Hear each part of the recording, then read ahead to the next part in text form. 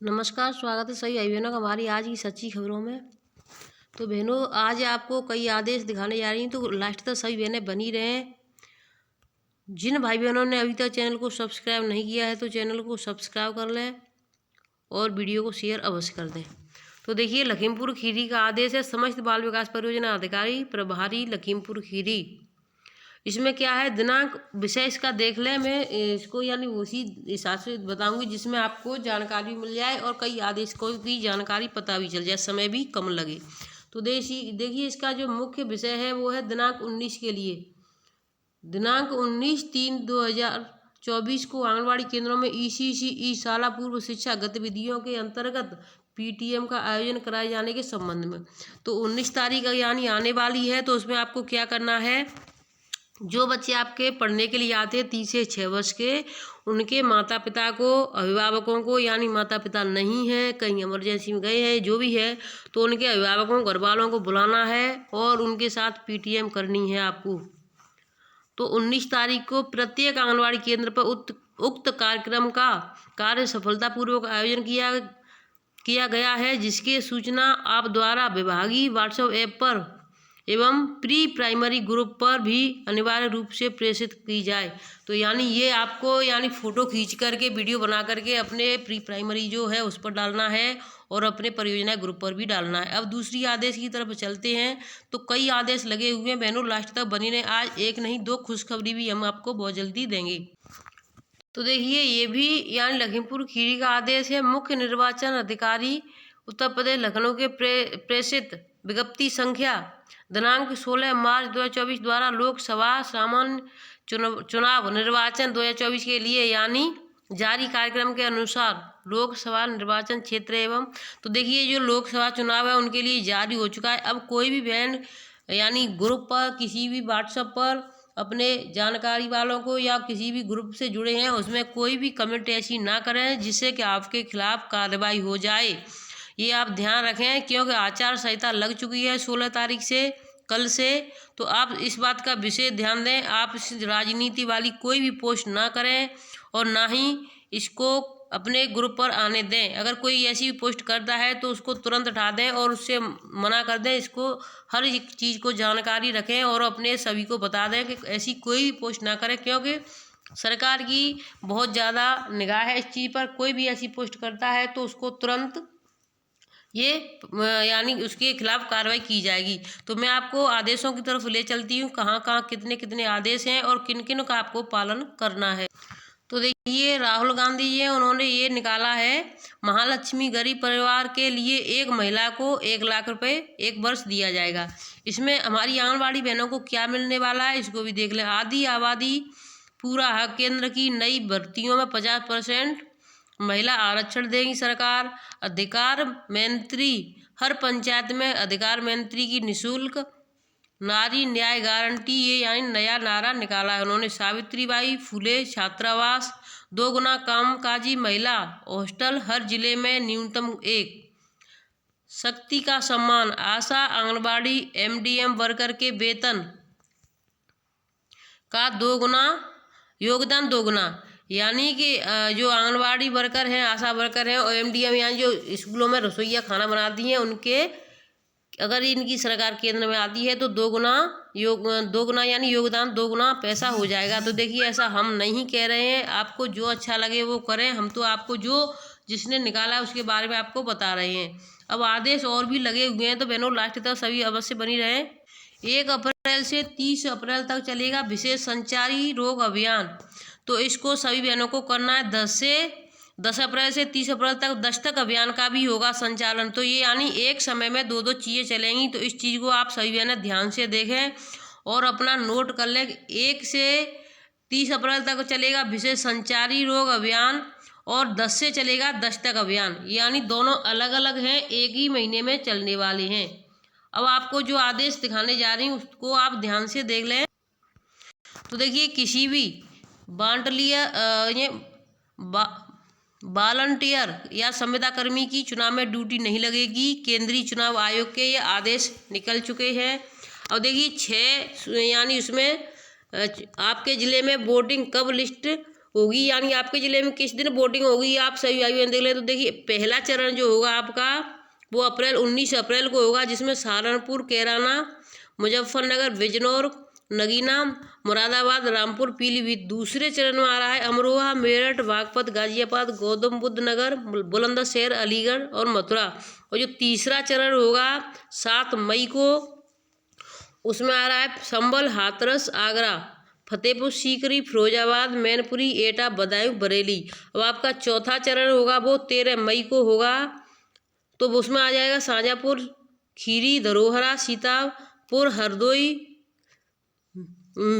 मिच्छिक, उन्नाव, फर्रुखाबाद, इटावा, कन्नौज, कानपुर नगर, अकबरपुर और बहराइच। पाँचवा चरण आएगा 20 मई को, मोहनलालगंज, लखनऊ, रायबरेली, अमेठी, जालौन, झांसी, हमीरपुर, बांदा, फतेहपुर, कौशाम्बी, बाराबंकी, फैजाबाद, केसरगंज, गोंडा। तो सभी बहनें लास्ट तक बनी रहे। जो आदेश है वो अभी मैंने आपको दिखाए नहीं है, जो आदेश मैं दिखाऊंगी वो लास्ट में ही दिखाऊंगी। तो छठवां चरण शुरू होगा आपका 25 मई को, सुल्तानपुर, प्रतापगढ़, फूलपुर, प्रयागराज, अम्बेडकर नगर, श्रावस्ती, डुमरियागंज, बस्ती, संत कबीर नगर, लालगंज, आजमगढ़, जौनपुर, भदोई। अब आपका 7वां चरण आ जाता है 1 जून को, तो ये आपका रहेगा महाराजगंज, गोरखपुर, कुशीनगर, देवरिया,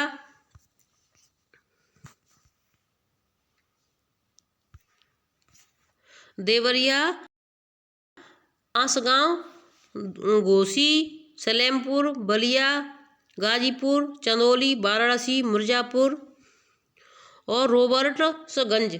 तो ये यानी आपका 1 जून को होगा 7वां चरण। तो यानी 7 चरण पड़ रहे हैं, तो इस बात का सभी भाई बहन विशेष ध्यान दें।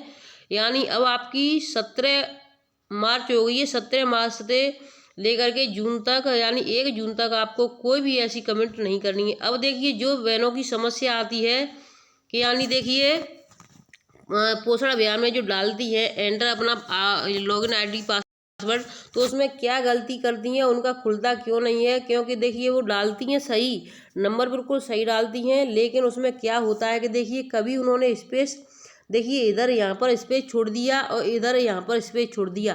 तो स्पेस दोनों जगह एक साइड अगर छोड़ना है आपको किसी में भी स्पेस, तो दोनों जगह एक जैसा होगा। अगर यहाँ पे स्पेस छोड़ा है तो आपको यहाँ भी स्पेस छोड़ना होगा इधर। अगर यहाँ इधर छोड़ रहा है तो इधर आपको यहाँ छोड़ना होगा। जैसा ऊपर है वैसा ही नीचे बिल्कुल लिखना है, कोई भी अलग नहीं करना है, चाहे वो किसी भी ज़िले से हो, किसी भी राज्य से हो। स्पेस छोड़ोगी तो दोनों जगह छोड़ोगी, नहीं छोड़ोगी तो किसी भी जगह नहीं छोड़ोगी। अब मैं आपको सबसे जो मेन चीज़ दिखा देती हूँ आपको कैसे करना है। सबसे पहले आप ऊपर इसको लिख लीजिए, यानी अपना जो ID होता है उसमें इस नंबर को डाल दें। जैसे ही आपका ऊपर इसमें नंबर डल जाता है, फिर आपको क्या करना है, इस पर उंगली, यानी जैसे ही आपको इस पर उंगली रख देंगी अपनी, तो ऊपर आपका लिखा आ जाएगा यानी पेस्ट, कॉपी और यानी इसको करना है। तो आपको ऑल सिलेक्ट पर कर देना। जैसे ही आप ऑल सिलेक्ट पर कर दोगे तो आपकी, और फिर उसके बाद कॉपी भी कर देना। तो जैसे ही कॉपी पे कर दोगे तो आपकी कॉपी हो जाएगी जो भी आपने यहाँ पर लिखा है उसको। फिर जो नीचे जो यहाँ पर देखिए, यहाँ पर इस वाले ऑप्शन में क्या करना है, उंगली टच कर देनी है, फिर आपके वही ऑप्शन आएंगे। तो यहाँ पर आपको जो पेस्ट लिखी आएगी उस पेस्ट को टच कर देना। तो जो आपने ऊपर लिखा है वही नीचे अपने आप लिख जाएगा और आपको लिखने की ज़रूरत नहीं पड़ेगी और कहीं कोई गलती नहीं होगी। तो इस तरीके से आप अपना किया करें जिससे कि आपकी कोई समस्या नहीं होगी। अब मैं चलती हूँ आदेशों की तरफ। तो देखिए जो कांग्रेस सरकार ने यानी गरीब महिलाओं को 1 लाख सालाना 1 लाख रुपए देने की जो बात कही है उसमें क्या क्या कहा है इसको भी हम आपको दिखा देते हैं। नेता राहुल गांधी ने बुधवार को कहा कि लोकसभा चुनाव में यदि उनकी पार्टी सत्ता में आती है तो नारी न्याय गारंटी दी जाएगी। इसके तहत गरीब महिलाओं के बैंक खातों में सालाना 1 लाख रुपए और सरकारी नौकरियों में 50% आरक्षण दिया जाएगा। भारत जोड़ी न्याय यात्रा के तहत महाराष्ट्र के धुले जिले में एक महिला रैली को संबोधित करते हुए राहुल ने 5 नारी न्याय गारंटी की घोषणा की है। राहुल ने यह भी वादा किया कि आशा आंगनबाड़ी कार्यकर्ताओं और मध्याह्न भोजन योजनाओं में कार्यरत महिलाओं के लिए बजट में केंद्र सरकार की हिस्सेदारी दोगुनी की जाएगी। कहा कि देश के हर जिले में महिलाओं के लिए सावित्रीबाई फूले छात्रावास बनाए जाएंगे। आरक्षण की 50% सीमा को हटाएंगे रमेश। वहीं कांग्रेस महासचिव जयराम रमेश ने कहा कि यदि कांग्रेस सत्ता में आती है तो वह आरक्षण की 50% सीमा को हटाने के लिए संविधान में संशोधन करेंगी। उनकी पार्टी की सरकार सत्ता में आने पर विभिन्न जातियों और समुदायों की आबादी के अनुसार बजटीय हिस्सेदार सुनिश्चित करने के लिए एक कानून लाएंगी। देश की प्रत्येक ग्राम पंचायत में अधिकार मंत्री ग्रामीण क्षेत्रों में 2.5 लाख महिलाओं को रोजगार प्रदान करेंगी। तो देखिए यानी सत्ता में आने से पहले सभी लोग यही कहते हैं, मैं तो ऐसा नहीं कहूँगी, जो भी होगा आप सभी भाई बहन जानते हैं। देखिए सबसे पहले पोस्टर टैगर पर ये खुलेगा, आप लोगों ने आईडी पासवर्ड डालेंगे, उसके बाद में यहाँ पर जो 3 बिंदी आपको दिखाई दे रही हैं इस पर जाएंगे। इस पर जाने के बाद में फिर आपका आईडी पासवर्ड डालने के लिए आ जाएगा। ऐलान महिलाओं को हर वर्ष 1 लाख रुपए। तो देखिए वही है बार बार पे। अब मैं आपको यहीं तक ले चलती हूँ, उसके बाद में मैं आपको दिखा देती हूँ। एक बस्ती की खबर है, जिला प्रोबेशन अधिकारी रही अनुपम यादव के खिलाफ जांच शुरू हो गई है। यानी जांच क्यों शुरू हो गई इसको भी ध्यान से सही बहन देख लें। शासन के निर्देश पर यह जांच सीडीओ जयदेव CS कर रहे हैं। उन्होंने 6 बिंदुओं पर आयोग पत्र अनुपम यादव की जारी किया है। डीएम ने अनुपम यादव के खिलाफ शासन को डीओ लेटर लिखा था। उनके चार्ज लेकर पीओ डूडा को दे दिया गया। इस समय वह महिला कल्याण विभाग के निदेशक कार्यालय में संबंध है। सीडीओ जयदेव CS के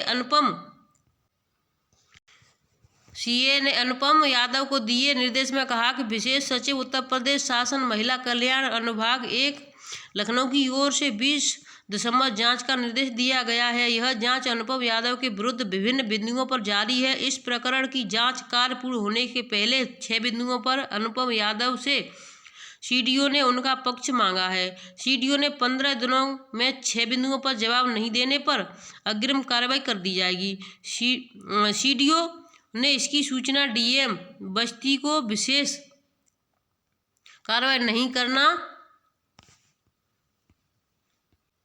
सचिव महिला कल्याण उत्तर प्रदेश को भी दिए हैं। 6 बिंदुओं पर सीडीओ से मांगा है जवाब। सीडीओ जयदेव सीएम ने 6 बिंदुओं पर पूर्व डीपीओ अनुपम यादव से जवाब मांगा है। इसमें विभिन्न मिशन शक्ति योजना फेज 4 में शासन से मंशा अनुसार कार्रवाई नहीं करना, बिना उच्च अधिकारियों के पूर्व अनुमति के स्वेच्छा से अवकाश पर चले जाना, यानी जो चल रहा था कार्यक्रम उसको नहीं किया और अपनी इच्छा से ही छुट्टी पर चले जाना, ये बहुत ही बड़ी ये है। अवकाश पर चले जाना और कार्यालय में अक्सर अनुपस्थित रहना, अनियमित रूप से शासकीय कार्य के लिए वाहनों के संबंध करना, वर्ष 2021-22 से 2023-24 तक बिना भंडार सहायक की ओर से मांग पत्र प्राप्त किए, विभिन्न सामग्री व खाद्य सामग्री क्रय किए जाने, शासनादेश के विपरीत राज्य कर्मचारी कल्याण नियम के बिना मांग पत्र प्राप्त किए विभिन्न सामग्री खरीदी कर भुगतान करना तथा अन्य बिंदुओं पर अभिलेख के अनुसार जवाब देना है।